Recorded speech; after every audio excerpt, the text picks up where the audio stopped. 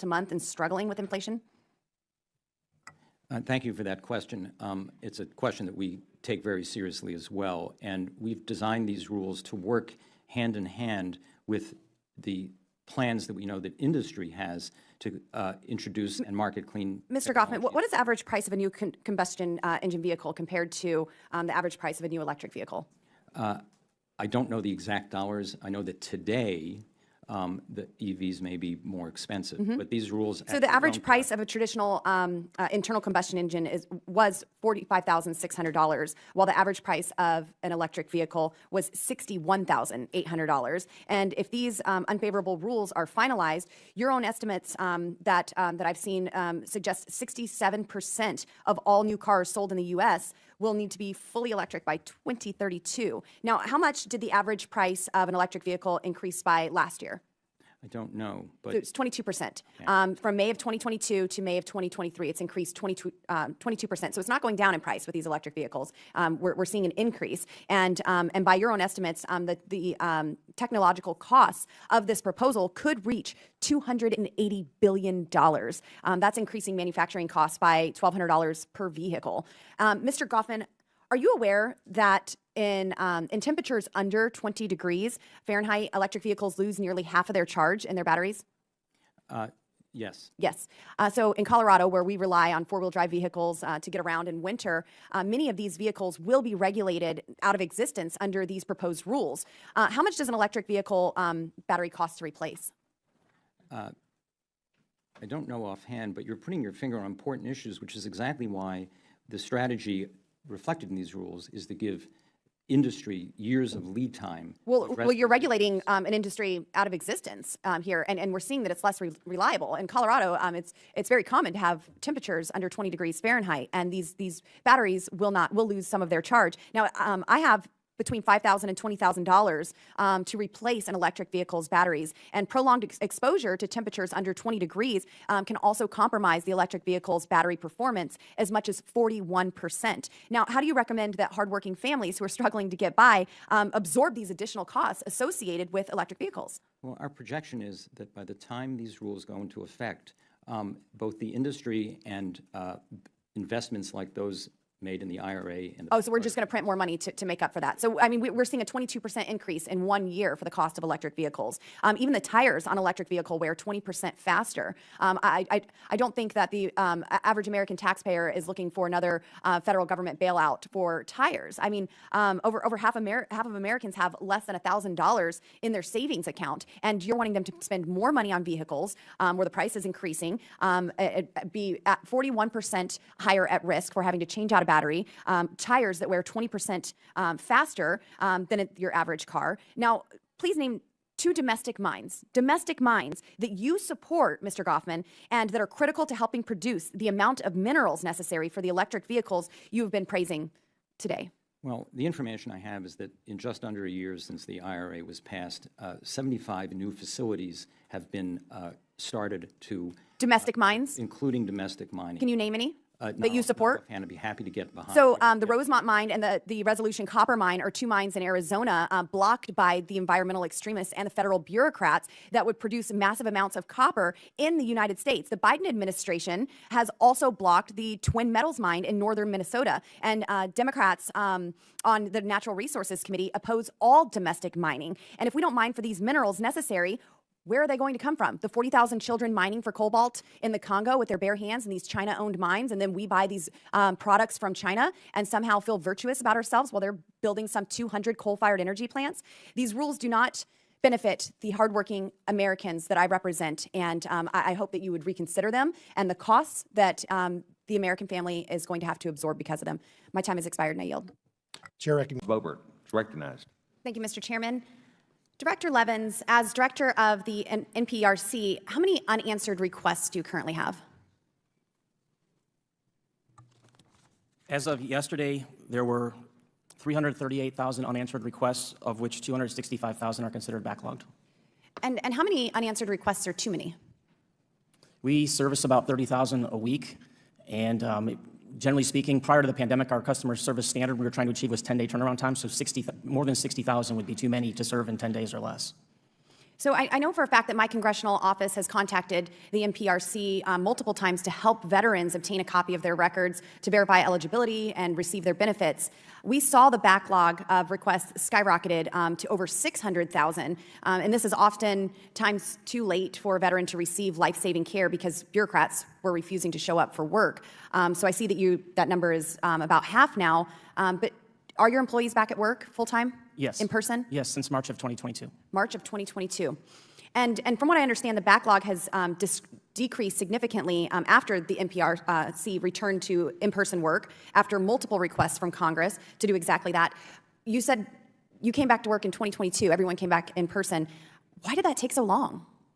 So I want to be clear, first of all, we never closed entirely. We always maintained a skeletal crew there to make sure we handled the most urgent requests, such as those involving funerals, medical emergencies, homeless veterans seeking shelter. Throughout the pandemic, as local health conditions improved, we were able to bring additional people into the building. We worked with the National Institute of Occupational Safety and Health to review our building blueprints, our HVAC systems, and inform our leadership on what the safe amount of occupancy in the building was. But we at the time, our records were analog, not digital. We were not able to work remotely. We've made a lot of changes since then. Agencies are transitioning away from paper records, but NPRC still stores millions of records in 2 facilities in St. Louis. When a veteran or former civilian employee needs a copy of their records, often to verify these eligibilities for benefits and whatnot, the NPRC staff has to pull and file those and process the requests. So it's clearly impossible to do that remotely. So that would explain why your backlog reached 600,000. I am happy to hear that it's down, but I think there's still a lot of work to do because this is certainly impacting my constituents back home. Deputy Commissioner Poist, how did the SSA's transition to exclusively remote customer service during COVID negatively impact elderly citizens who previously relied on in-person service? Thank you for that question. So in the early days of the pandemic, we definitely recognized some challenges that we experienced as we transitioned from that in-person service to mostly telephone and internet service in the early days of the pandemic. I think once we were able to kind of, I call it, find our footing, I think service did improve to the American public. We did experience also some challenges with our 800 number. I think we've since kind of overcome those challenges. We see a stable system today, and we are hoping to implement our new next generation telephony project system by the end of this fiscal year. Can the SSA expedite disability determinations for applicants who don't have over 200 days to receive the benefits that they're entitled to? Let's take that one back for the record. I'll have to get our operational experts to weigh in on that one. Thank you. Assistant Secretary Bitter, if your family had planned a trip and they needed their passports, they needed them issued, renewed, would you prefer to have your appointment before or after the trip is scheduled? Thank you for the question. We publish our service standards widely so that people don't have to make that choice, so that they can renew their passport. It's before they make their plans. So in my district, due to the backlog of the Department of State, several of my constituents and their families did not receive their passports on time. And when they requested appointments, they were scheduled for after their trips. This certainly has caused many families to have to cancel their trips, whether that's for pleasure or something serious. And this is an issue that comes up in all of our offices regularly. And so we would love to work with you to expedite all of these services that are provided and that are represented here today. We would love to work with your constituent services staff. Yes, ma'am. Thank you. Mr. Chairman, I yield. Joel yields back her time. Thank you very much. The gentleman from Florida. Thank you, Mr. Chairman, and thank you to our witnesses for joining us today. Ms. Kendall, why do you think the EPA sides with extremist environmentalists on bogus regional haze mandates to shut down coal plants under the guise of improving visibility in national parks? I think that there are real issues with regional haze that affect national parks, and EPA is fulfilling their statutory duty under the Clean Air Act. So with all due respect, I think the regional haze rule is just another way for leftists to arbitrarily target fossil fuels they are philosophically opposed to. In Craig, Colorado, a community in my district, they have been forced to close a $3 billion power plant because of regional haze settlement, which will kill hundreds of good-paying jobs and devastate the local community. We're already seeing the impacts of that. 36.92% of property taxes in the county come from the Craig coal power plant. Ms. Kendall, in your testimony, you state, decisions regarding how our nation leases federal coal resources have significant consequences for all Americans. Now, how do you and other leftists ignore the devastation you are causing to minorities and people in rural America who are hit hardest by these anti-fuel mandates? I'm not sure what anti-fuel mandates you're talking about with regard to the federal coal program, because the declines have been due to market responses and to coal companies withdrawing Would that be the federal leases. government's heavy hand tipping those scales with the subsidies in the market? Because I don't think the federal government is doing a good job of letting the markets decide. It seems that people and their decisions that are made here in this building choose winners and losers for that market. I think you could also look at the federal coal program when you're with that line of argument. From the beginning, the federal government intentionally set the price of coal for federal coal leases to be below market in order to keep energy costs down for Americans. And energy costs were down. They are not anymore. We have 20 million Americans who cannot afford their utility bills. This is not the first example of leftists regulating our rural communities into poverty under the guise of climate change. Colorado's Western Slope used to have a booming energy production economy. More than 1,700 coal mines have operated in Colorado in the last 160 years, and there are only 6 coal plants remaining, which will be closed or converted by 2031. Now, Ms. Kendall, why is the EPA inaccurately attempting to interpret Clean Air Act Emissions Control Authority to fundamentally transform how an entire sector of the U.S. economy generates power today with his proposed power plant rule? Could you repeat the question? I just want to know why the EPA is inaccurately attempting to interpret the Clean Air Act Emissions Control Authority. This is job killing. It's proposed rules that puts the Green New Deal agenda ahead of rural America and communities that rely on affordable and reliable energy. I was not prepared to come today to speak to the EPA's clean power, the EPA's rules. Perhaps we'll have you better prepared next time you visit. How many coal lease sales has the federal government held since Joe Biden took office? I don't know the exact number. I believe Zero. there have been one or two. The Haven't there exact been answer one would small be sale? 0. Okay. And how many coal power plants did China permit last year? I do not know. Well, according to a report done by the Global Energy Monitor and the Center for Research and Energy and Clean Air, which I asked unanimous consent to submit into the record. Vote objection. China permitted more coal power plants last year than any time in the last 7 years, which is the equivalent of about 2 new coal power plants per week. Now, we've heard a lot about carbon emissions, and of course, we are in favor of carbon capture and producing that. But wildfires in my district emit more carbon emissions in just a few short days than every vehicle in my home state of Colorado running 24/7 for an entire year. So, I mean, I think we need to bring forest management into this equation. But since we are talking about coal here, do you know that the rate that China is outpacing the rest of the world with building new coal-fired power plants? I'm not familiar. China has 6 times as many plants starting construction as the rest of the world combined. American energy is not the issue. It is our adversaries who are doing so irresponsibly throughout the world. We need good, clean energy production here, and we would appreciate it if the extremists would get out of the way and the federal government would stop choosing winners and losers so Americans can afford their energy once again. Mr. Chairman, I yield. Chair now recognizes Ms. BOEBERT, our friend from Colorado. Thank you very much, Mr. Chairman. It's amazing. I've heard today that this will have no impact on consumers, and then I also heard that in 3 years these changes will be required to take place, and the companies will then have to make those adjustments and pass on those increases to consumers. So it would seem that there's certainly a deficit to the American people in this. Undersecretary Richmond, why does the Biden administration not care about the hardworking Americans struggling to make ends meet that won't be able to afford your agency's new regulations for gas stoves? As we just heard, in 3 years, this will be passed on to consumers for gas stoves, clothes washers, dishwashers, clothes dryers, air conditioners, light bulbs, et cetera. Well, thank you for that question. My statistics are really about the gas stoves with regards to that issue. But let me again reinforce the fact that 50% of those gas stoves. That still gets passed on to the consumer. So just by saying that somebody is more well off, more wealthy than someone else, that doesn't matter. That argument is not flying with me. From mandating new electric vehicles and electric stove mandates to promoting ESG extremism to pushing radical Green New Deal policies, there's one thing you can always count on in this administration to do, and that's put the American people and our economy last.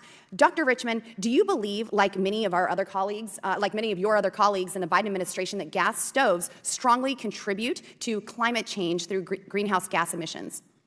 Well, I'm here today to talk about the do you believe that gas stoves, which you said you're here to talk about, do they contribute strongly to climate change through greenhouse gas emissions?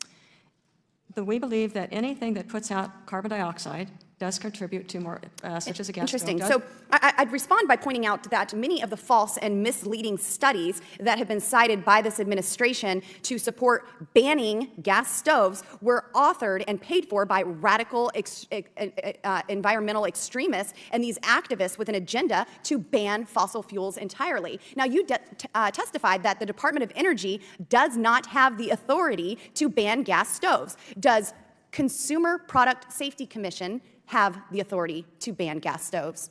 I don't believe so, but that's not something I'm certain about. I'd be happy Well, to then why, answer Dr. that. Richmond, did Richard Trumka Jr., a commissioner appointed by Joe Biden at the Consumer Product Safety Commission, say, and I quote, "Gas stoves are a hidden hazard. Any option is on the table. Products that can't be made safe can be banned," end quote. The Department of Energy has no authority to ban gas stoves. If the Biden administration isn't seeking to ban gas stoves, as you claim, then why did a Biden-appointed Commissioner Trumka initiate a notice for proposed rulemaking to ban gas stoves in American homes? I cannot answer that because the Department of Energy has no authority to ban gas stoves. Does the Consumer Product Safety Commission have that authority? I don't believe You have so, a but I'm- commissioner here advocating for this. Has Commissioner Trumka ever been disciplined for going rogue, as you were trying, as some are trying to claim that he did? The Department of Energy does not have the authority to ban gas stoves. Has he ever been? Has Commissioner Trumka ever been disciplined for going rogue with this statement?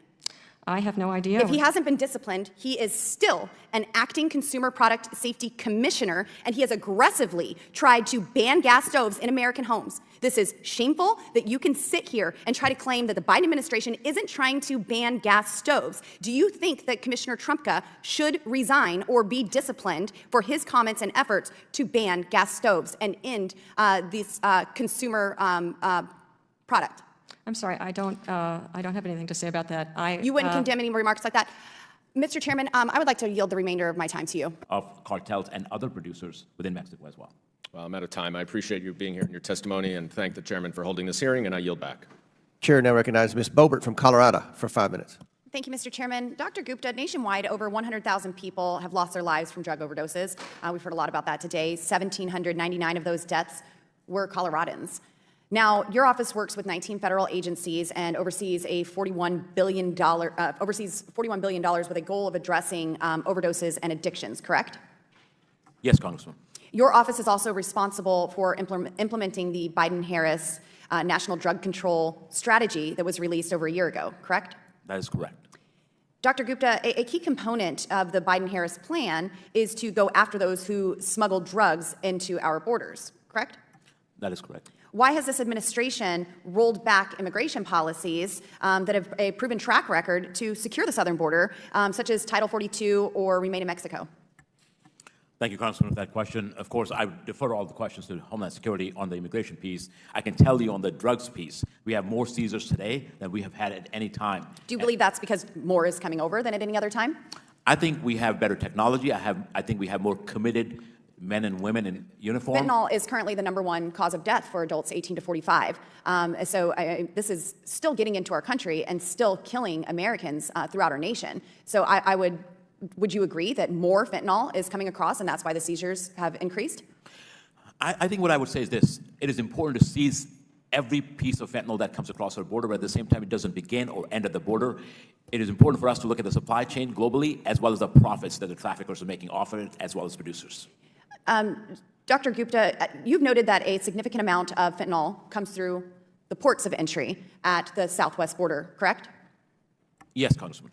You are aware that the Biden administration's parole program through the CBP One app, correct? I'm not involved with that program. Are you aware of the program?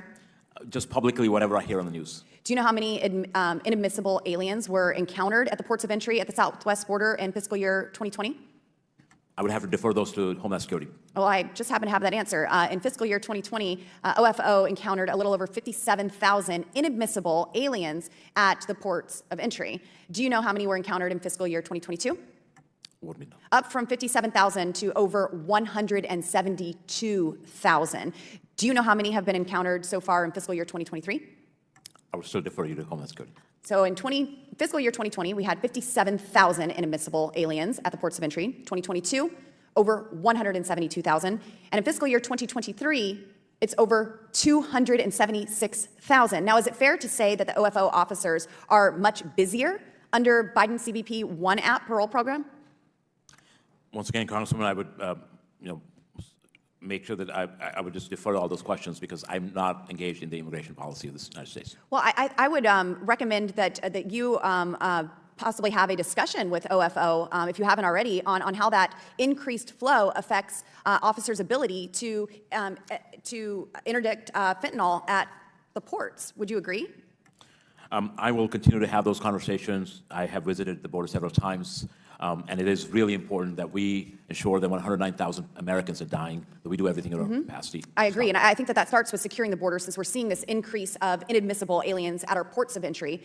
We know that people are coming over illegally. We have hundreds of thousands of gotaways, and certainly the amount of fentanyl deaths that you just mentioned are extremely severe. And I would say that is because more fentanyl is coming through our wide open southern borders, and it's because of the policies that have been implemented since January 2021. Dr. Gupta, I urge you and the Biden administration to please crack down on fentanyl and secure our borders. Have this conversation to keep Americans safe so we can put an end to this. I appreciate your time here today. My time has expired, but thank you for testifying before our committee, sir. Chair now recognizes Ms. Luna from Florida for 5 minutes. Thank you, Chairman. Mr. Gupta. Thank you, Mr. Chairman. Mr. Wood, can you please elaborate on why the Biden administration rescinding important ESA reforms made by the Trump administration that modernized the ESA, including the regulatory definition of habitat, are misguided and bad for rural America? Sure. As I discussed in my written testimony discussed today, the only place critical habitat can really provide value is areas where the land triggers that federal nexus. It's going to require a federal permit to damage existing habitat features. It cannot serve to encourage the restoration of habitat or the active maintenance of habitat. Rescinding the Trump's definition of habitat, which we had some disagreements with on the margin, but was overall correct in saying habitat is only those areas suitable for a species, serves to make it easier to designate precisely those areas where critical habitat doesn't work, and worse, creates perverse incentives by making the potential to establish habitat a liability for landowners. Thank you. I'm going to come back to you in just a second. Director Williams, should the gray wolf be delisted in the lower 48? Mr. Chair, Congresswoman Boebert, and we are in the midst of petitions and litigation on that very issue. Would you agree that they need to be delisted? When they meet the 5 criteria of so the there are Endangered over Species 6,000 Act, yes. wolves in the lower 48 United States, and the initial agency recovery goal was 650 wolves. So both Obama and the Biden administrations have supported delisting the gray wolf, including when Mr. Ashe was director. It shouldn't take an act of Congress or more than a decade to delist a recovered species. So I would say that it has met that criteria, and you're saying once it meets that criteria, then yes, it should be delisted. And I would say that this takes away from our precious resources from other species that actually need our help that are on the Endangered Species Act. And Mr. Wood, back to you. Are you aware of a statutory provision that authorizes Fish and Wildlife Service to require mitigation under Section 7? Nothing that explicitly requires it, but under Section 7, they have to consult over federal projects. Okay, or do you agree that Section 7 does not include the words mitigation or offsets, and such requirements for Section 7 were never authorized by Congress? I believe with the first part, from what I understand, often mitigation is proposed by federal agencies as a way to avoid more extensive consultation, so there's some uncertainty there, but you're right that the words, I believe, don't appear in that section of the statute. Director Williams, why did Fish and Wildlife Service not allow public review and not allow public comment for its recently released CSA compensatory mitigation policy? Mr. Chair, Congresswoman Boebert, I follow the Administrative Procedures Act, the law, when we put forward any rulemaking, and I don't believe that the APA applies to mitigation policies. So we did follow the law in putting those forward. Why is it that the Fish and Wildlife Service is proposing to burden landowners with onerous ESA-related prohibitions when the agency has insufficient information to support a listing of the dune's sagebrush lizard? Mr. Chair, Congresswoman Boebert, indeed, I have spent a long time, a career of working even on the dune sagebrush lizard. I'm looking at my previous colleague, Mr. Ashe, and the science was very clear on the dune sagebrush lizard. In fact, I brought with me the proposed listing. What happened with dune sagebrush lizard is for many years, it's an example of the positive conservation outcomes of the possibility of a listing happening. That didn't happen, and they could be extinct in all of their range. So I would say this is yet another species of whom it appears the Fish and Wildlife Service is basing a listing decision on the precautionary principle. The service appears to be speculating about the future trends, even while admits it can't be certain because of the species habitat and it's on private lands.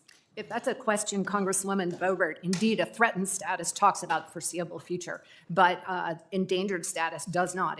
Those are threats before us right now to the dune sagebrush lizard As long as we habitat. can get the actual recovered species off of the list, then I think we can make a lot of progress. Mr. Chairman, I yield. Thank you, Chair. Back. Is there further discussion on the bill? Ms. Patola, you're recognized for 5 minutes. Thank you, Mr. Chairman. I'd like to yield my time to the representative from Nevada, Representative Lee. Thank you. I just would like to address clarify a few statements. Normally, when you borrow money, you pay interest.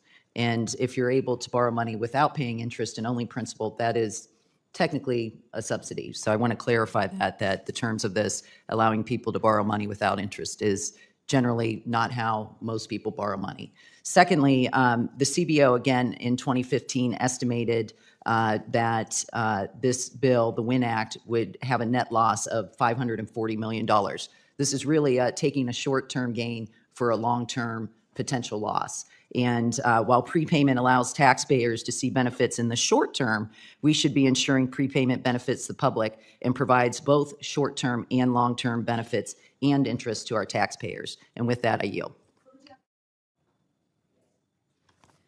Thank you. So it's very disheartening to hear that my colleagues on the other side of the aisle want the American public to pay more in interest. This is a way to save money for the taxpayers and also generate revenue to the Treasury. The CBO projected that this provision would expedite payments and generate $639 million in receipts for the Treasury from repayment over the 2015 to 2024 fiscal year period. So CBO, they're Can I reclaim my time? Yes, ma'am, I yield. That's again, this is a short-term versus a long-term issue. And I'm just sorry that you want American citizens to continue paying higher interest rates. Excuse me, ma'am. I, first of all, was considerate enough to yield my time to you, so I hope I can receive the respect in return. I just wanted to clarify, there is a short-term benefit and a long-term cost to this bill. It reduces our oversight as a congressional body, and with that, I yield. Lady yields back. The gentlewoman from Colorado, Ms. Boebert, is recognized for 5 minutes. Thank you, Mr. Chairman, and thank you all for being here today and testifying before our committee. Mr. Blakemore, clearly China is dominating the entire world when it comes to mineral supply chains, but why is that? Why are we so desperately far behind the curve when it comes to China and these rare earth minerals? It's a combination of multiple factors. First and foremost, China embarked on a aggressive strategy of investing in upstream resources abroad, right? And those investments drew a lot of those resources domestically to China, where it was able to construct a pretty strong market share on the processing part of key supply chains, facilitated also by high subsidization and in some cases rather lax environmental regulation. That's gotten us to the point now where China's market incumbency both puts it ahead of the United States in terms of certain supply chain resiliency efforts, but also makes reducing that market incumbency a little bit sticky given the economics associated with those respective supply chains. Do you think that the President Trump administration, his executive orders in 2017 that were proposed steps to form a national strategy to strengthen our domestic supply chains, do you think that that would have helped in this and so we wouldn't be so far behind the curve?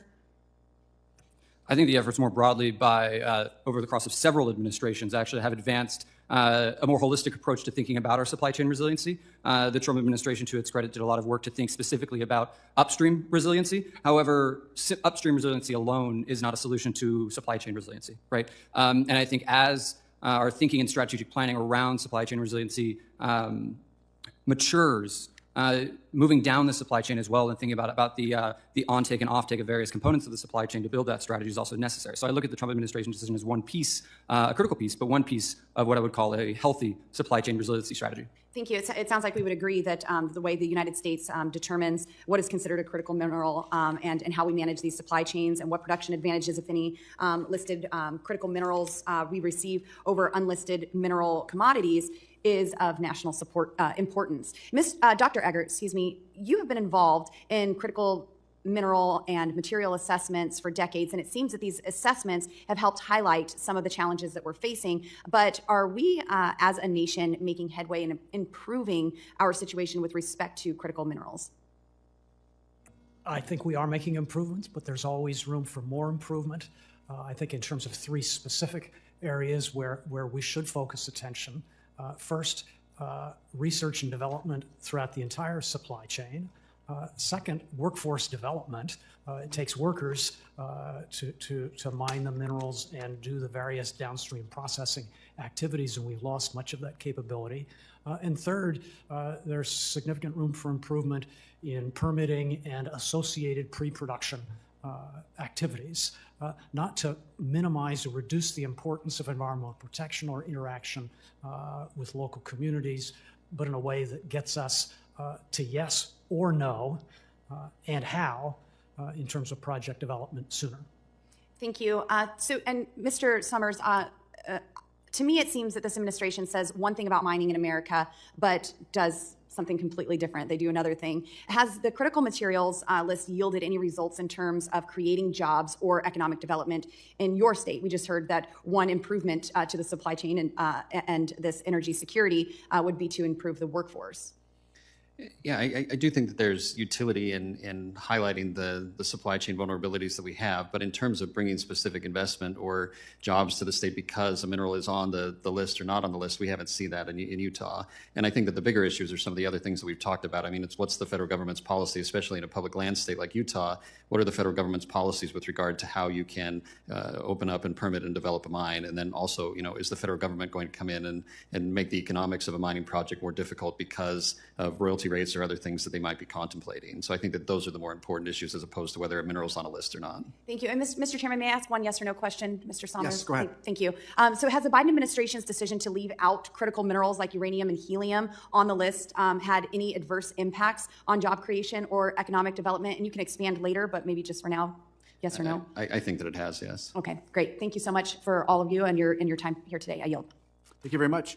Our next representative. Gentlewoman yields back her time. Distinguished gentlewoman from Colorado is recognized. Thank you, Mr. Chairman, and thank you to the witnesses for being here today. Mr. Dorman, on August 4th, 2023, White House Chief of Staff Jeff Zients sent an email stressing the importance of increased in-person work, stating increasing in-person work is a priority for President Biden to, quote, deliver better results for the American people, end quote, by improving teamwork and productivity within the federal workforce, which contradicts the previous statements. Folks have argued that the email was only sent as a result of a fairly aggressive letter that was sent from this committee, from the Oversight and Accountability Committee, by myself, Chairman Comer, and Subcommittee Chairman Sessions. Was there any confusion within your agency after this change of tone? I think we did reach out to OMB to seek clarification, Congresswoman, because in response to OMB M2315, which calls for significant increase in meaningful in-person presence, the NRC had significantly increased our in-person presence in November of 2021, and the plan that we provided to OMB in May in response to that memo and got OMB's feedback, we were wondering if this email was suggesting a change in expectation. And so we circled back with OMB and confirmed that their expectation was that we move forward with the plan that we had provided to them. And they were really looking for, okay, now implement. Okay, and did the White House email result in more employees in your agency actually getting back to work in person, working full time? And if it did, then what is that percentage of your workforce that is back to work, working in person 5 days a week?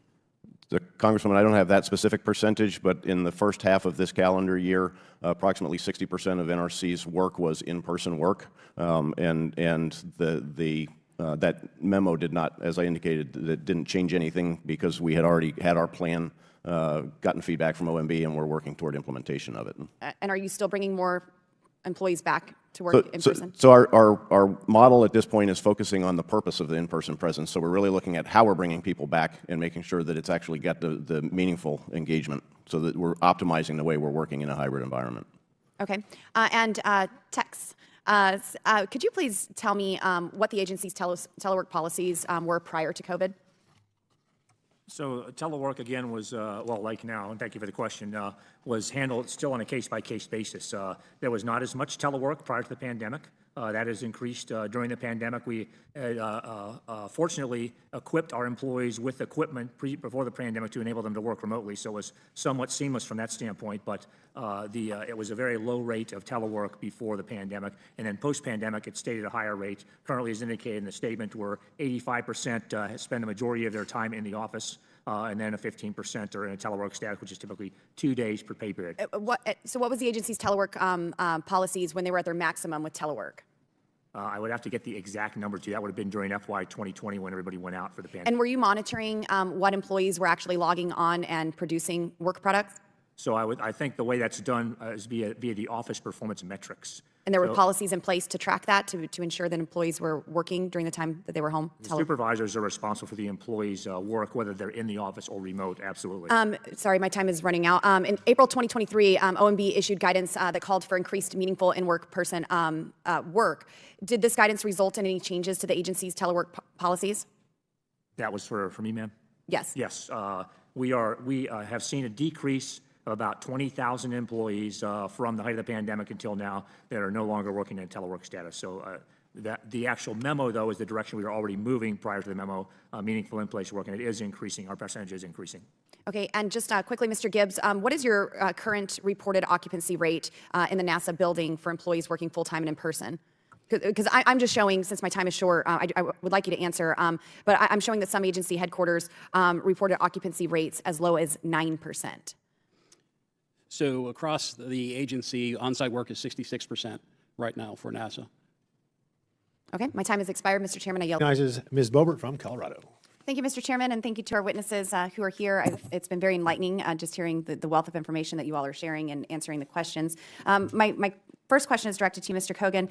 In your testimony, you falsely claimed that because of the trillions of dollars spent in the Biden administration, that America has the, quote, strongest economy recovery in more than a generation, end quote. And I just want to know, are you aware that just yesterday America exceeded $33 trillion in debt?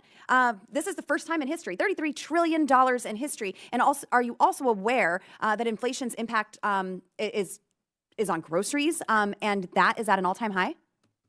Thank you for the question, Congresswoman. What I was saying was that real GDP, we are leading the pack in terms of real economic growth among the G7 nations. We are back to where CBO thought we would be, roughly, and that we've had the first V-shaped recovery of my entire life. So Mr. Kogan, at $33 trillion in debt, all of this is due to wasteful Washington spending by Biden, by Pelosi, financed and borrowed and they financed and borrowed and printed money that we don't have. We are spending more than we are bringing in, and yet your testimony places blame on House Republicans who are working diligently to be fiscally responsible. We're in meetings daily right now trying to get our fiscal house in order so we don't go off of this fiscal cliff that we're all hanging on the edge of. But currently we have 20 million Americans who cannot afford their electric bill. Americans have lost more than $2 trillion in retirement savings, and gas is nearly $4 a gallon. And I mean, that's back up again under this administration. And Americans are paying more for absolutely everything else. People are struggling all throughout Colorado's 3rd District. This is what I'm hearing. People cannot afford to live. And this doesn't sound like the strongest economic recovery in more than a generation to me. So now, Mr. Kogan, you also state in your testimony that under this administration, quote, inflation has gone down, end quote. And I mean, this is a bold-faced lie. Americans are paying more for everything. Do you know how much American families will pay due to inflation, the inflation tax, in just over the next year? Thank you, Congresswoman. Inflation in this case refers to the rate of inflation. That's how most folks talk about it. Yeah, but that's not how they feel it. That's not how they're actually paying for the goods and the needs that they're trying to provide for their family, their food, their gas, their electric bills, all of these things that I've mentioned. The correct answer for how much American families will pay for this inflation tax over the next year is $8,581. That's per family. That is absolutely absurd. And in most cases, this is more than a monthly income for most families. And Joe Biden has claimed that for the past 4 decades, he has, there's never been an economic failure. And the United States has never faced an inflation crisis as severe as we are facing under the Biden administration. So now, do you know how much a gallon of gas is right now compared to 2020?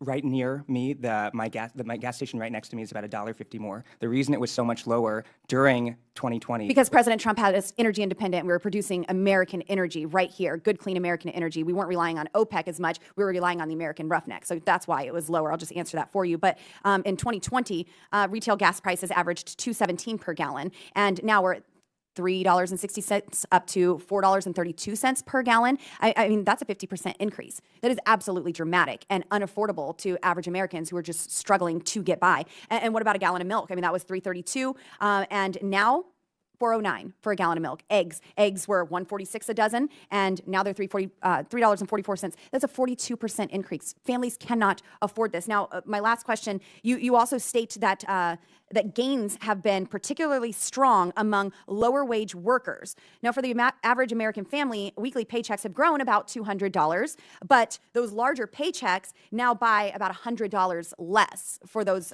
income earners. Now, do you know the annual impact inflation has on these American workers? Congresswoman, real wages are up relative to pre-pandemic levels among non-supervisory and... But that number is a fairy tale, is it not? If you're actually spending more for the same product that you were getting, but your paycheck looks bigger, but you're paying more for the goods that you were buying just a couple of years ago, the result is the equivalent of a $5,600 annual pay cut.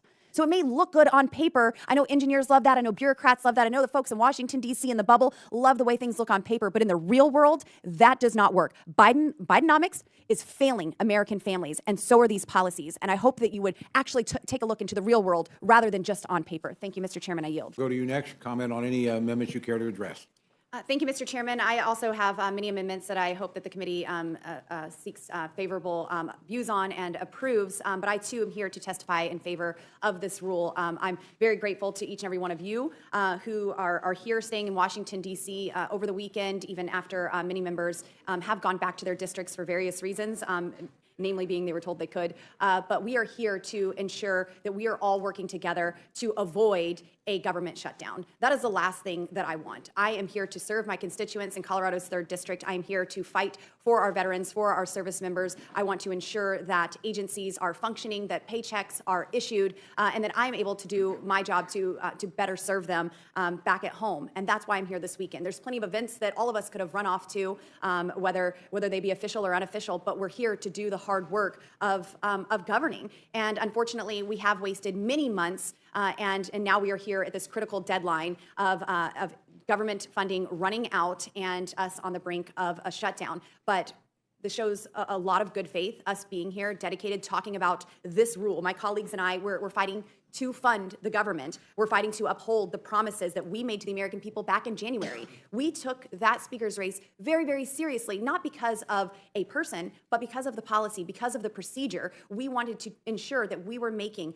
fundamental changes to the way Congress operates. When I go back home, people don't speak favorably of Congress and the way that we do things here. And we wanted to make sure that we had an impact to redirecting the House of Representatives back to the original intent that our founders had, that we would actually do the work of the people rather than just having these straight up and down votes where you have to pick and choose what's worse in the bill, what's better in the bill to actually get a final vote on passage or not. I was very excited that the days of having to pass a bill to find out what was in it were gone. We've implemented 72 hours to actually read a bill before we pass it. And we promised the American people that we would no longer govern by omnibus bills. And now we're at the brink of a continuing resolution, which is very much the same. And we promised them 12 individual, single subject bills to fund the federal government. We are here to prevent the continuation of swampy status quo that we all see each and every day up here. Commitments were made earlier this year to rein in reckless spending and business as usual in Washington, D.C., and we expect those commitments to be honored. There are thousands of unauthorized programs that continue to be funded without oversight, congressional hearings, or even a reauthorization vote. This is absolutely unacceptable, to have thousands of unauthorized programs that we are continuing to fund without even having a discussion of how we are spending the American tax dollar. The American people deserve better than the previous majority's way of governing. Nancy Pelosi and Joe Biden bloated the budget and now we're seeking to continue that same budget. Some want this continuing resolution past September 30th, and I believe that that's completely unacceptable, especially now that Republicans have the majority here in the House. The American people voted for this majority to do things differently and fund the government in a new way that is not weaponized against them. We voted against the omnibus bill back in December, so why would any one of my colleagues on my side of the aisle vote to continue that past September 30th? Before the August district work week, the House passed just one of the 12 appropriations bills to fund the government. And we were promised that progress would be made over the 6 weeks that we were all back in district working with, hearing from, and serving our constituents, and that a plan would be in place when we got back. But instead, when we came back, we welcomed $33 trillion in debt. We're looking at spending $7 trillion and only receiving $5 trillion, a $2 trillion annual deficit that we were all just very distraught over. I'm a mom of 4 boys. I got grandchildren. It is immoral for us to have a deficit this high. We have got to get the spending under control. And while there are disagreements on both sides of the aisle, and we're stuck at a crossroads here, there is a path forward. I'm so proud of the work that my colleagues have done.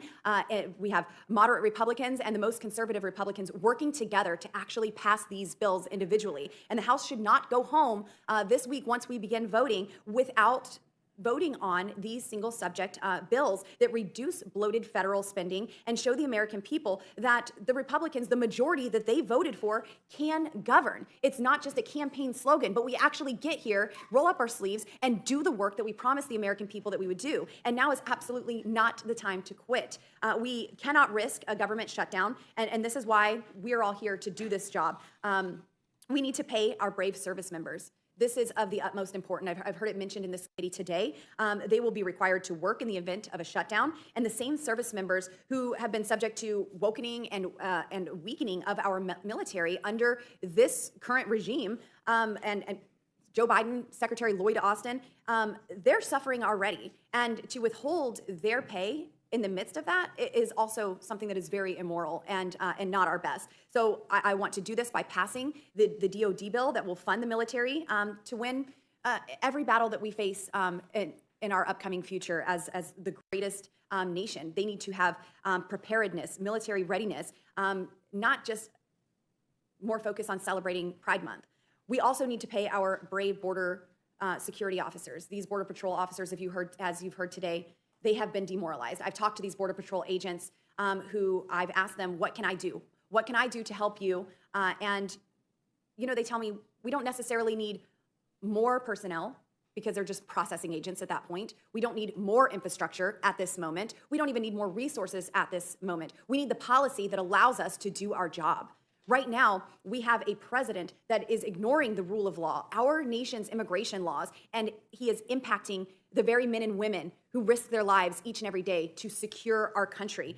But they are there to stop the complete and total invasion taking place at the southern border, and that is infiltrating all of our states, making every state a border state, making this an issue in each one of our homes.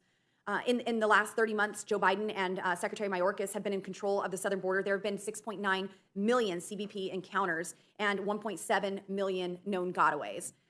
Let's do this by passing a strong DHS funding bill with strong policy writers to secure the border. And I applaud my colleague, Congressman Chip Roy's comments saying that this will get done.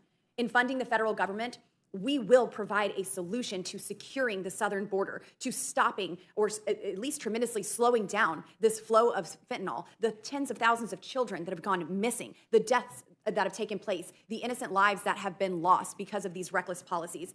And also in the midst of a government shutdown, we cannot risk even the closure of our national parks, pausing passport and visa applications, grant applications, IRS verifications, mortgage approvals, new veteran benefits, and Social Security and Medicare applications.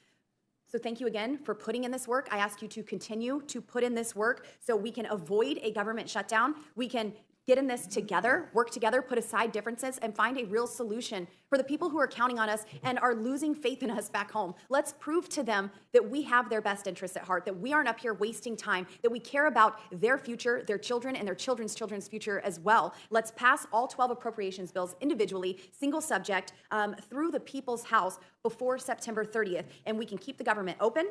We can stay here and do that work that we were elected to do. I'm here to do it. My colleagues are here to do it, and I'm proud to stand with you all today for the American people doing this work. Mr. Chairman, thank you so much for the time. You're just in time. You are recognized for 5 minutes of questioning. Thank you, Mr. Chairman. And thank you to the witnesses who are here today. I appreciate you all and your time. First, to start off, Mr. Kropstash, how do I say your name? I'm sorry. Kropatch. Kropatch, thank you.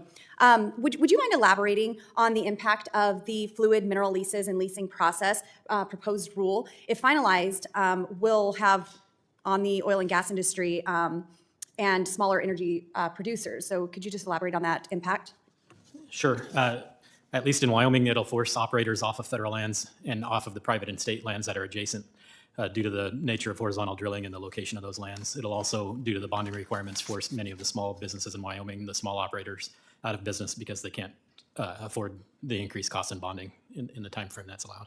Yes, thank you, and that's exactly right. I've heard several concerns from operators in my district on the western slope of Colorado that the increases mandated in this proposed rule will impact smaller producers who can't afford to operate in the market. These additional fees, as you know, will ultimately harm returns and reduce revenues to state and local governments by disincentivizing development on our federal lands.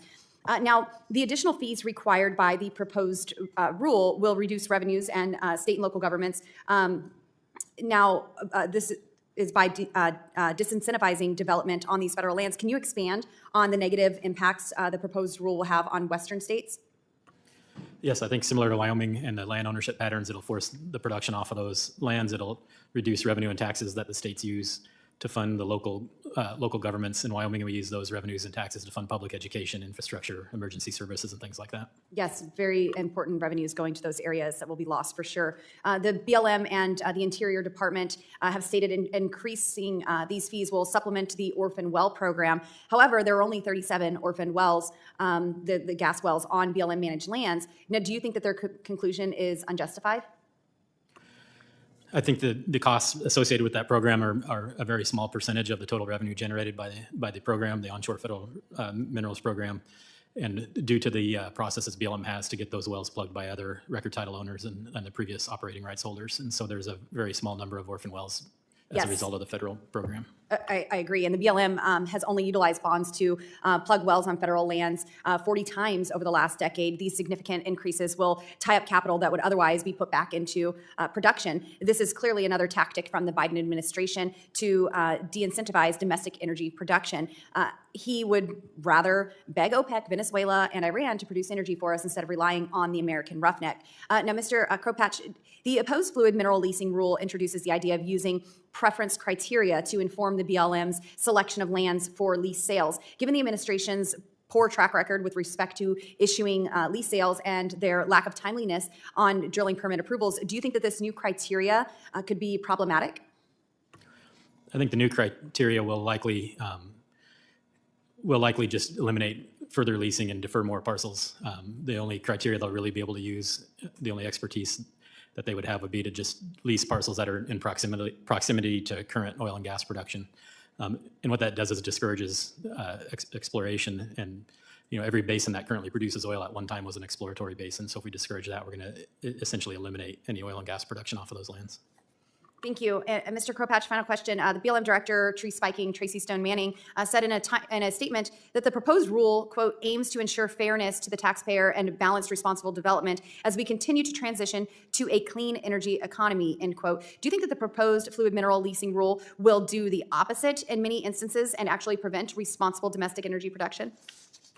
Yes, I think if we're forcing in, as BLM, by their own admission in the rule, that they would force production off of federal lands, it's likely to be forced into production somewhere else that doesn't do it as cleanly and as efficiently as we do in Wyoming or in the United States. Yes, thank you very much, Mr. Kropatch, and thank you to the rest of the witnesses here today. Mr. Chairman, I yield. Thank you very much. I want to thank the witnesses for all their. Thank you, Mr. Chairman. Mr. McNeely, are you aware that in April of 2023, OMB issued guidance that called for increased, quote, meaningful in-person work? I am. So why has the Social Security Administration failed to provide any timeline for employees to return to the office?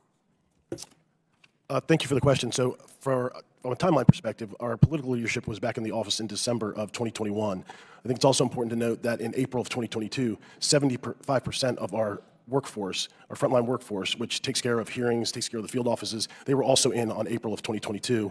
And right now, we are in the process of increasing headquarters and support staff in our headquarters offices. So your response to the committee on September 14th failed to provide a response on how the agency plans to return to in-person work. And in fact, the only substantive answer was regarding the Social Security Administration's plans to adjust its real estate footprint. So I think it's very important if you're going to have a call for increased meaningful in-person work, then we need to understand that timeline and actually be able to fulfill it. So the Social Security Administration made an agreement that allows probationary employees with minor disciplinary actions and trainees to telework.